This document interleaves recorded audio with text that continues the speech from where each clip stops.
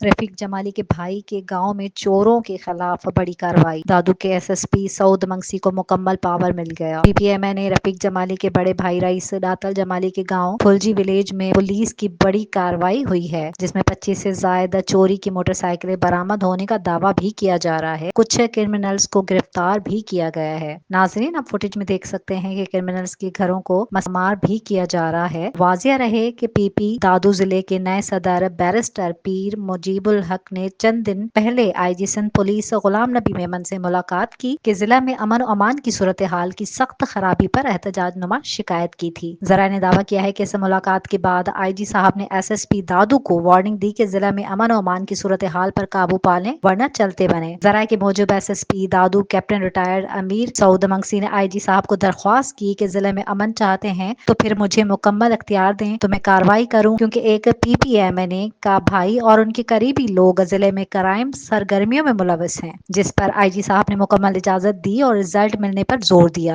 जराये मजीद बता रहे हैं कि एसएसपी दादू और भी कार्रवाई करेगा। अब देखना है कि दूसरा छापा भावलपुर के करीब जमालियों के गांव पर पड़ने वाला है या फिर जोही के करीब एक जमाली के गांव पर पड़ने वाला है। एक बात अहम है कि जिला में बढ़ते हुए बदअमनी की वजह से एसएसपी अमीर सऊद मंगसी का इमेज बहुत खराब हो गया था, लेकिन दातल जमाली के गांव में कार्रवाई के बाद एसएसपी साहब का इमेज बेहतर होना शुरू हो गया है। जिले के शहरी अब सोशल मीडिया पर थोड़ी बहुत तारीफ भी कर रहे हैं।